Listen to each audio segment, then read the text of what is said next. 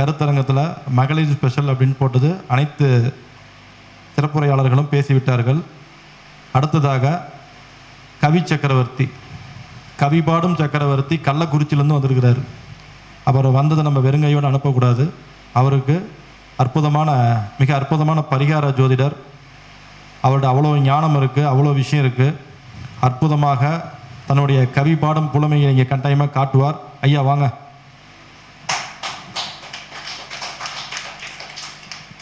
அவர் பார்த்தீங்கன்னாவே தெரிஞ்சுக்கலாம். ஆமாம், அதனால தான் ஒரு கவி சக்கரவர்த்தின்னு பேர் வச்சு கொடுத்துருக்கோம். ஓம் ஸ்ரீ ஆஞ்சநேயமதி பாலானம் காஞ்சனாத்ரி கமனியா விக்கிரகம் பாரியா திருமலாவாஷனம் பாவயாயம் பாவானந்தம் யாத்திரை யாத்திரம் தாத்திரை தாத்திகிருதம் காஞ்சலிம் பாஷ்பவாரி பரிபூர்ணலோச்சனம் மனோஜமமார்தம் துல்லிய வேதம் ஜுதோந்தரியம் புத்திமதம் வரிஷ்டம் வாதாத்மஜம் மானரத யூத முக்கியம் ஸ்ரீராமத சிருஷ நவமே உத்திர்வளம் எழுதர் நிர்வாத்தியம் ஆரோகத அஜத்யாயம் வாக்படுதம்ச அனுமத் மரணத் பவத்தே ஸ்ரீராமஜெயம் ஸ்ரீராமஜெயம். மரியாதைக்குரிய இந்த மகளிருக்கு முன்னுரிமை கொடுத்து அமைத்து கொண்டிருக்கின்ற இந்த கருத்தரங்கத்திற்கு சிறப்பித்த மகளிர் தாய்க்குலங்கள் அனைவருக்கும் எனது முதற்கண் வணக்கம். இதனை சிறப்பித்து தருவதற்காக அனைவரையும் அழைத்து இங்கே உரிமை கொண்டிருக்கின்ற SKS ஜோதிட பயிற்சி நிறுவனர் சதீஷ் ஐயா அவர்களுக்கும் மற்றும் இந்த ஜோதிட கருத்தரங்கத்தை அலங்கரித்து கொண்டிருக்கின்ற அனைவருக்கும், ஜோதிட பெரியவர்களுக்கும் ஜோதிட குருமார்களுக்கும் ஜோதிட ஆசிரியர்களுக்கும் அனைவருக்கும் எனது சிறந்தாழ்ந்த வணக்கத்தை தெரிவித்துக் கொள்கின்றேன். கப்பியாம்புலியூர் விழுப்புரம் மாவட்டம் கவிவேந்தர் கவியரசனின் பணிவான வணக்கங்கள். இப்பொழுது நான் பேசுவது என்னவென்றால் பரிகாரங்கள் தான் சொல்ல போகிறேன். அதாவது இப்போ நம்ம வீட்டில் விளக்கு ஏற்றுறோம், பணம் இல்லை அப்படின்னு சொல்கிறதுக்கு எல்லாருமே பணம் கஷ்டப்படுறீங்க. அதுக்கு பணம் வேணும்னா வெள்ளிக்கிழமை செவ்வாய்க்கிழமை இதை நல்லா முடிவு பண்ணிக்கோங்க. அதாவது என்ன பண்ணணும்னா ஒவ்வொரு செவ்வாய்க்கிழமையாக ஒவ்வொரு விளக்கை ஏற்றிட்டு போகணும். 16 நாள் 16 விளக்கு எடுத்துக்கணும். அதாவது ஒரு நாளைக்கு 1, 2வது நாள் 2, 3வது நாள் 3, 4வது நாள் 4, 5வது நாள் 5 இப்படி எடுத்துக்கணும். இதை என்ன பண்ணணும் கேட்டிங்கனாக்கா வாழை இலை வச்சு பண்ணலாம். ஒவ்வொரு நாளும் ஒவ்வொரு வாழை இலையை வச்சு அது மேலே விளக்க வைத்து அதற்கு உங்களால் முடிஞ்சது நெய் தீபம் அல்லது நல்லெண்ணெய் தீபம், அப்படி இல்லைன்னா இலுப்பை எண்ணெய். பொதுவாக நீங்கள் இலுப்பை எண்ணெய் எடுத்துக்கிறது நல்லது, அது கம்மியாகவும் இருக்கும் காசு. அந்த விளக்கு எரியிறது 3 மணி நேரமாச்சும் உங்கள் வீட்டில் எரியணும். காலையில் ஏற்றுனீங்கன்னா அன்றைக்கி என்ன டைம் ஏற்றணும் அதே டைம் தான். 7 மணிக்கு எதுனா 7 மணிக்கு, 8 மணிக்கு எதுனா 8 மணிக்கு, 9 மணி எதுனா 9 மணி தான் ஏற்றணும். அதுக்கப்புறம் அதில் டைம்லாம் மிஸ் பண்ணக்கூடாது, அதான் முக்கியம். ஏன்னு கேட்டிங்கன்னா நீங்கள் முதல் நாள் அந்த தேவதை அந்த விளக்கு எடுக்காது, 2வது நாளும் வராது, 3வது நாள் மட்டும்தான் அந்த தேவதை அந்த விளக்கை கண்காணிக்கும். அப்போ நீங்கள் என்ன பண்ணால் அந்த டைம் மிஸ் பண்ணக்கூடாது, பஞ்சுவாலிட்டியாக இருக்கணும்.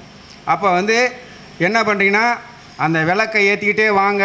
16 நாள் உங்களுடைய கோரிக்கை வைங்க. 3 மாதத்தில் உங்களுக்கு கொடுத்த கடன் வரனா கடன் வரும், இல்லை உங்களுக்கு பணம் வரனா பணம் வரும், இல்லை வேலை வரனா வேலை வரும், இல்லை வேறு ஏதாவது உங்களுடைய கோரிக்கை திருமணம் எது வரனாலும் இதுதான். அதில் அந்த விளக்கு கிட்ட சொல்லணும். நீங்கள் இது மாதிரி என்னுடைய மகளுக்கு திருமணம் ஆக வேண்டும், என்னுடைய மகனுக்கு திருமணம் ஆக வேண்டும், எனது மகனுக்கு வேலை கிடைக்க வேண்டும், இல்லை என்னுடைய நோய் குணமாக வேண்டும் இப்படின்னு நீங்கள் சொல்லி அதை செய்யும்போது உங்களுக்கு கண்டிப்பாக 3 மாதத்தில் ஏதாவது ஒரு ரூபத்தில் ஒரு மாற்றத்தை தரும்.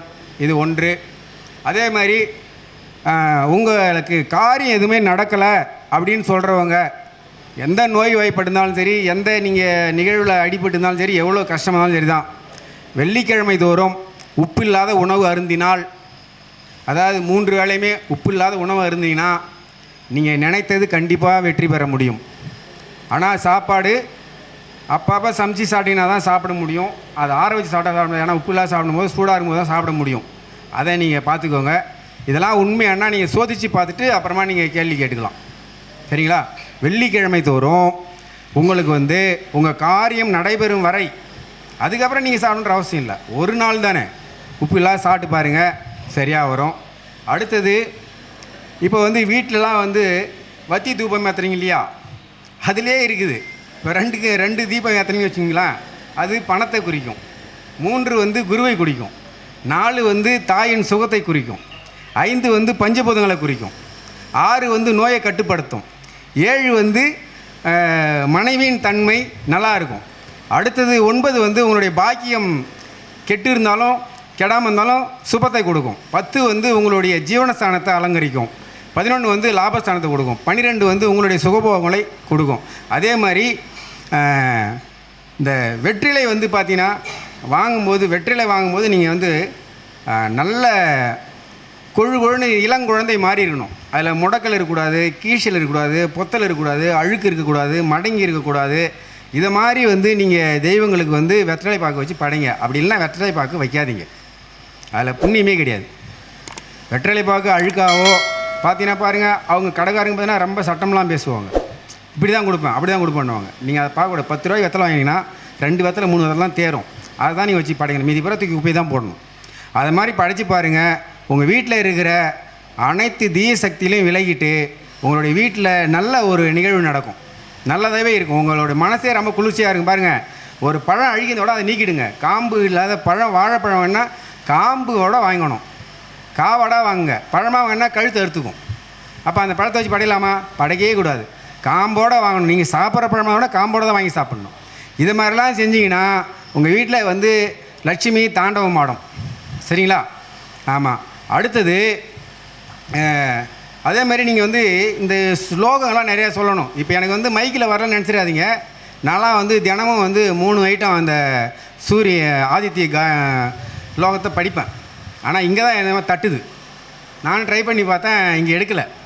ஆனால் எங்கள் வீட்டிலலாம் பார்த்தீங்கன்னா சராமரியாக படிப்பேன். அதை காலையில் எழுந்தனா 3 ஐட்டம் சொல்லிட்டு தான் மற்ற வேலையை செய்வேன். அதை செஞ்சுட்டு போனால் நான் கேட்டினா நம்ம போகிற இடம்லாம் நல்லாயிருக்கும். போகிற இடம் கூட அன்றைக்கி பூரா நல்லா சுபிட்சியமாக இருக்கும். எந்த ஒரு பிழை இடர்பாடுகள் வராது. அதுக்கே தான் நீங்கள் உங்களுக்கு தெரிஞ்சே சொல்லுங்கள், ஒன்றும் பிரச்சனை இல்லை. இன்னும் சொல்ல போனீங்கன்னா இந்த அதை நீங்கள் ரெக்காலையோட பண்ணிக்கோங்க. இந்த இப்போ கூட சொல்கிறேன், அந்த மகாலட்சுமி மந்திரம் தெரிஞ்ச லோகத்தை சின்ன சின்னதோட எடுத்துக்கோங்க. இதெல்லாம் லாங்கு, இதை விட்டுருங்க. அடுத்தது வந்து இங்கே பாருங்க, இந்த திருமணம் ஆகலை அப்படின்னு சொல்கிறாங்க இல்லையா, இந்த திருமணம் ஆகாததுக்கு நான் ஏறின்னு நிறைய பரிகாரம் சொல்லியிருக்கேன். இதில் இதுவும் ஒன்று புது. இது இந்த திருமணம் ஆகாதவங்களுக்கு வந்து இந்த ராகு கேது இருக்குது இல்லையா, அந்த ராகு கேதுக்கு போயிட்டு யாரும் தாலி கட்டுறதை யாரும் செய்ய மாட்டேங்கிறாங்க. ராகு கேதுலாம் தாலி கட்டணும். எல்லாம் போயிட்டு வாழை மரத்துக்கு தாலி கட்டிடுறாங்க. வாழை மரத்துக்கு தாலி கட்டினீங்கன்னா நான் ஏற்கனவே சொல்லியிருக்கேன், குழந்தை இருக்காதுன்னு சொல்லியிருக்கேன்.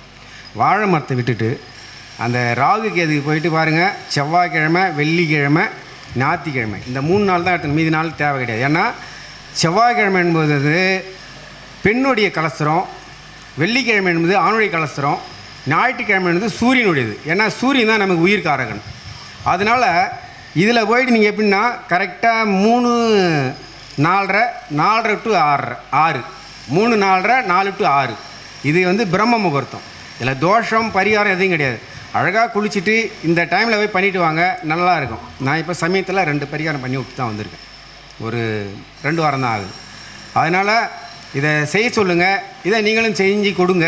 உங்களுக்கு வந்து திருமண தடை நீங்கிடும். அதன் பிறகு வந்து இப்போ வந்து படிக்காதவங்களாம் இருக்காங்க பாருங்கள்.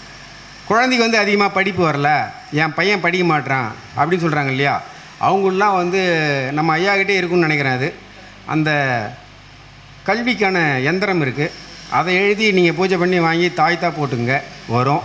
அதே மாதிரி இந்த அஷ்டமி இருக்குங்க இல்லையா, அந்த அஷ்டமியில் நல்ல குருமார்களாக இருந்து இங்கே எழுதலாம், தப்பு இல்லை. அப்படி இல்லைன்னா நீங்கள் வந்து தென்னாங்கூர்னு ஒரு ஊர் இருக்குது, அதாவது சீர்காழி பக்கத்தில். அந்த ஊரில் போனீங்கன்னா அங்கே வந்து இரட்டை நந்தி இருக்கும் அந்த சிவன் கோயிலில். அந்த ஊரில் காலையிலே போங்க. அந்த ஐயர் இப்போ இருக்காரா என்னன்னு தெரியல, இருந்தாலும் வேறு ஆள் மாறி இருப்பாங்க, எப்படி இருந்தாலும் எழுதுவாங்க. அங்கே போயிட்டு நாக்கில் எழுதுவாங்க இந்த அஷ்டமி அன்னைக்கு. அதுவே எழுதும்போது நல்லா அந்த குழந்தைங்க படிக்கும். இது ஒரு நல்ல சிறப்பான பரிகாரம். அதுக்கப்புறம் வந்து நீங்கள் வந்து ஒரு காரியம் வந்து உங்களுக்கு நல்ல காரியமாக, இப்போ நான் உங்களுக்கு வந்து பூஜை முறை சொன்னேன் இல்லையா, அப்போ செய்யும்போது பார்த்தீங்கன்னா நீங்கள் வந்து புதிய உடை போட்டுன்னு தான் செய்யணும். இந்த பழைய உடையை போட்டுக்கிட்டே என்ன செய்வாங்க, அதையே தூசி கட்டிக்கிட்டு அதையே பண்ணிகிட்டு இருப்பாங்க பார்த்தீங்களா, அது செய்யக்கூடாது. எந்த பூஜை பண்ணாலும் தான் உங்களுக்கு புதுசாக ஒரு காரியம் ஆகணும், புதுசாக ஒரு வேலை நடக்கணும்னா அதுக்கு தான் பாருங்கள், கல்யாணத்துக்கு மட்டும் எல்லாருக்கும் புதிய துணி, பெற்றோர்லேருந்து பிள்ளை வரைக்கும் எல்லாருக்கும் புதிய துணி கட்டி செய்கிறாங்கன்னா அதுதான் அது. அதனால தான் இதை நம்ம என்ன பண்ணால் அதுக்கு மட்டும் தான் செய்யணும், எல்லாத்தையுமே செய்யணும். இப்போ வந்து ஒரு விரத முறையை கடைப்பிடிக்கிறீங்கன்னா அதுக்கும் பண்ணணும். அதுக்கப்புறம் பார்த்தீங்கன்னாக்கா நீங்கள் வந்து ஒரு புதிய காரியம் செய்யணும்னா அதுக்கும் பண்ணணும். அதே மாதிரி இந்த புதிய துணி கட்டி நீங்கள் ஒரு பூஜையை மேற்கொள்வது சிறப்பாக இருக்கும். அடுத்தது இந்த கடனுக்கு சொல்லிட்டேன் ஏற்கனவே. இந்த வழக்கு இருக்குது இல்லையா, இந்த வழக்குக்கெல்லாம் எங்கே போகணும்? இந்த வழக்குக்கு வந்து காஞ்சிபுரத்தில் இருக்குது பாருங்கள், வழக்கருத்தீஸ்வரன் கோவில்னு இருக்குது. அந்த கோயிலுக்கு போயிட்டு நீங்கள் வந்து பூஜை பண்ணணும். அதாவது எப்படின்னா திங்கக்கிழமை 16 திங்கக்கிழமை போகணும். ஒவ்வொரு வாரமும் ஒரு திங்கக்கிழமை அன்னைக்கு ஒரு விளக்கு ஏற்றிட்டு ஒரு சுற்றிட்டு வாங்க.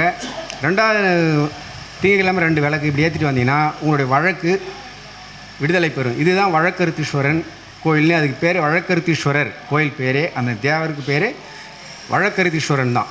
அதாவது காமாட்சி அம்மன் கோயிலுக்கு பின்னாடி இருக்கும், ஒரு தெருவு முன்னாடி வரும், அவ்வளோதான். அதே மாதிரி 2வது அதே வழக்கருத்தீஸ்வரன் கோயில் தெரியும் உங்களுக்கு, பித்தா பிறை சூடி பெருமானே என்றருளான்னு சொல்லி பாடினாங்க இல்லையா, அதாவது சுந்தரர். அந்த திருவனைநல்லூர் அந்த ஊருக்கு போங்க. அங்கேயும் இதே மாதிரியே அங்கே என்னான்னு கேட்டிங்கன்னா பிரதோஷத்துக்கு அன்னைக்கு போகணும். பிரதோஷம் அன்னைக்கு போனால் அங்கே வந்து சீட்டு கொடுப்பாங்க அவங்களே. ஆனால் இப்போ தராங்களான்னு தெரியல. நாங்களாம் போனப்போ கொடுத்தாங்க. தொடர்ந்து போனேன், நமக்கான கோரிக்கைலாம் எழுதி நாங்களாம் போட்டு வந்தோம். நல்லா தான் இருந்தது. அதேமாதிரி நீங்கள் அங்கே போயிட்டு போடுங்க, அவங்க கொடுத்தா பாருங்கள். இல்லை நீங்களே ஒரு சீட்டு எழுதி கொடுங்க, அங்கே சாமிகிட்ட வைப்பாங்க. அதை செஞ்சுட்டு வாங்க, நல்லாயிருக்கும். பிரதோஷத்தில் போகணும். அது வந்து திருவனைநல்லூர். அதன் பிறகு கடன் அடையிறதுக்கு தஞ்சாவூரும் எடுத்துக்கலாம். அதுவும் பிரதோஷம் தான் பண்ணுறாங்க. அங்கேயும் நாங்கள் போயிட்டு குடும்பத்தோடு போயிருந்தோம். அப்போ நாங்கள் வந்து எங்களுக்கான கோரிக்கைலாம் எழுதி தான் கொடுத்தோம். அவங்களே வேப்போர் ஷீட் கொடுப்பாங்க. அங்கே தான் வந்து நடனத்தோட பிரசங்கம் கொண்டாடுவாங்க. அதாவது என்ன சொல்லுவாங்க, தாண்டவ நடனம் சொல்லுவாங்க இல்லையா பிரதோஷத்துக்கு. அந்த நடனத்தோடு அங்கே தான் வந்து பிரசங்கம் நடக்கும். அந்த பிரதோஷத்து அன்னைக்கு நீங்கள் போய்ட்டு அதை செய்யுங்க, ரொம்ப சிறப்பாக இருக்கும். இதெல்லாம் வந்து கடன் அடைவதற்கான இடங்கள், இது வழக்கு தீர்வதற்கான இடங்கள், ரொம்ப ரொம்ப சிறப்பாக இருக்கும்.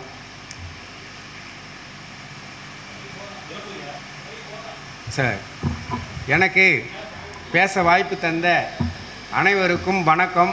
இதில் இந்த ஸ்லோகங்கள் சொல்லும்போது விடுபட்டதை உங்களுடைய தொகுப்பிலிருந்து நீக்கிவிட்டு அதை போடுங்க. நன்றி, வணக்கம். ஐயா அவர்களுக்கு எல்லாம் ஜோராக கை தட்டுங்க. ஜாலியாக பேசுவார். அவருடைய பரிகாரங்கள் சாதாரணமாக நினைக்காதீங்க, மிக பவர்ஃபுல்லாக வேலை செய்யும். தனக்குன்னு கள்ளக்குறிச்சி விழுப்புரம் மாவட்டத்தில் அவருக்குன்னு பெரிய ரசிகர் மன்றமே வச்சுருக்காரு. அந்த அளவுக்கு பரிகார சக்கரவர்த்தியில் இருக்கார். ஐயா அவர்களுக்கு எஸ்கே ஜோதிட பயிற்சி மையம் சார்பாக திருமதி ரோஸ்லின் ராணி மேடம் அவர்கள் மரியாதை செலுத்துவார்.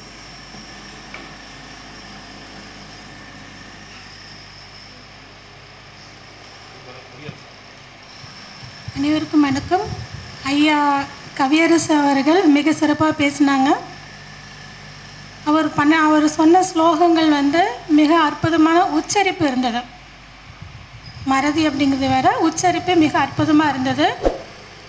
அதோட புண்ணிய பலன் அனைவருக்கும் கிடைக்கட்டும். இன்னும் இந்த மாதிரி பல மீட்டிங் எங்களுக்கு வந்து பேசி தரணும். நன்றி, வணக்கம்.